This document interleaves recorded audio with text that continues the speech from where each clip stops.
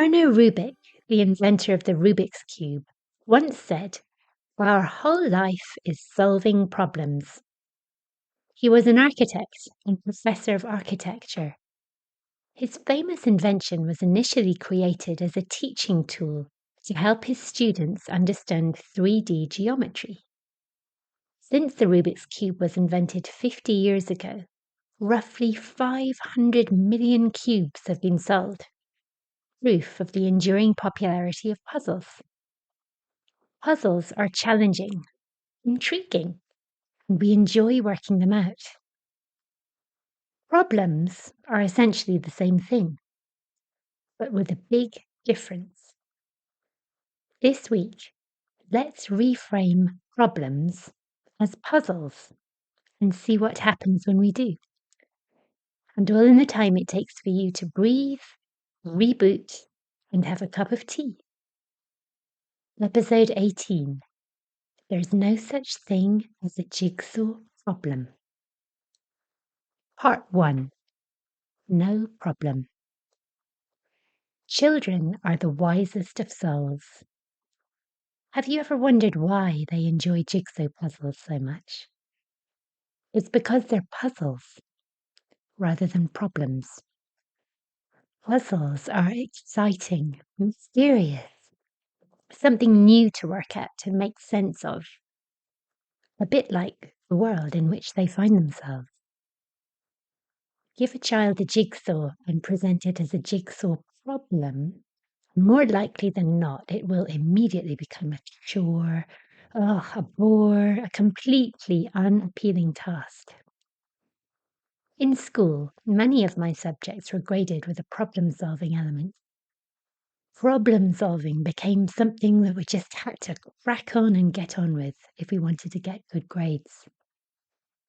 I often wonder how much more enjoyable those subjects would have been if they were billed as puzzle-solving instead. 2 pages of maths problems to solve. Groans all round. 2 pages of maths puzzles to solve. Ooh, let's have a go and see how we get on. How we interpret and respond to challenges defines our experience more than the challenges themselves. A great example of this is the Japanese folk tale, Tale of the Two Frogs. Part 2. The Tale of the Two Frogs. Once there were 2 frogs who fell into a deep pit. "Well, we're in a tight spot," said one frog to the other. The other frog smiled. The first frog, a little bit louder this time, said, "I said we're in a tight spot." Again, no answer. The first frog got a bit annoyed. The second frog wasn't listening and started hopping about. Of all the frogs in the world I could be trapped with, I land up here with one who ignores me. Just my rotten luck. "Hey, can anybody hear me up there? I'm stuck down here." A few of the frogs heard his calls and gathered around the top of a pit. When they looked down and saw how deep the pit was, they lamented amongst themselves. "Oh, what a terrible way to go," they murmured. "What a slow and painful way to meet their end." Another said, "I wouldn't want to be in their shoes for anything. They're as good as dead." Their voices echoed down the pit and reached the first frog. When he heard their words, he was totally crushed. "They're right. We are as good as dead down here. That's it. Game over." He started to wail to the other frog, who continued hopping around, jumping a little higher each time. The second frog saw the face of the first frog and gave him a little grin. But the first frog was in no mood for grinning. "What's the matter with you? Can't you see how serious this is? We're goners. That's it. Good night, Vienna." And with that, first frog dropped down dead. Alarmed, the second frog looked at his companion before giving one last almighty jump and leaped out of the pit, to the astonishment of the other frogs who'd gathered around at the top. "How did you do it?" they asked him. The frog looked at them in confusion. It was then that the other frogs realized that the frog was deaf and couldn't hear him. The second frog thought the others were cheering him on the whole time, encouraging him to keep going. And so he did. Part 3. What's the solution? It's easy to think of problems as big, immovable boulders or obstacles that have been thrown in our path occasionally. One of the fundamental laws of physics is that for every action, there is a reaction. It's an important law of the universe. It's just how things are, which is good news for us, because this means that for every puzzle or problem, there is a solution. There has to be. Problem or a puzzle cannot exist without there being a solution.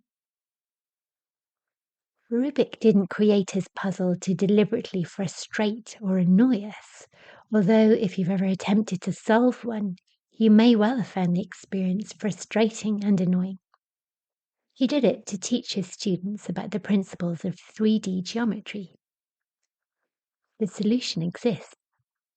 We just have to be open to it. The word solution comes from a Latin word, solvere, meaning to loosen. You can imagine a solution as a loosening of the chemical bonds that make something solid, like when you make saline by dissolving salt particles in water. When we loosen the bonds of something, make it into smaller pieces, like the pieces in a jigsaw puzzle, for example, it's just a matter of choosing the right pieces to fit together.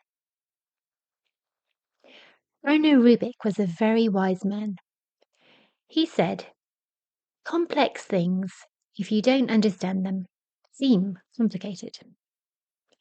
When talking about the inspiration behind his famous creation, he explained that I was searching for a way to demonstrate 3D movement to my students, and one day found myself staring into the river Danube, looking at how the water twisted around the pebbles. This became the inspiration for the cube's twisting mechanism. The fact that it can do this without falling apart is part of its magic. The fact that we can solve problems or puzzles without falling apart is part of our resilience. Just a small step to reframing problems as puzzles, isn't it? There is no need to use a sledgehammer to crack a nut. Things are revealed to us when we're ready for them. So let's loosen the bonds of whatever it is we're grappling with at the moment and allow the solution to reveal itself. If you'd like to solve the puzzle of what makes you you and find out your unique blueprint, your treasure map that reveals who you are and what you are here to do, visit my website and follow the link to my soul treasure map. This will show you how to uncover your soul's true purpose so that the rest of your journey is an easier one. To find out more, visit my newly spruced up website at www.IamJennyWilson.com. Here you can download my free PDF ebook, The Hidden Language of Colour. Just follow the free ebook link. You can check out my YouTube channel, Jenny Wilson Soul Language, or you can follow me on Instagram at IamJennyWilson.com. In the next episode, I'll be talking more about the magic of words. Until then, happy travelling.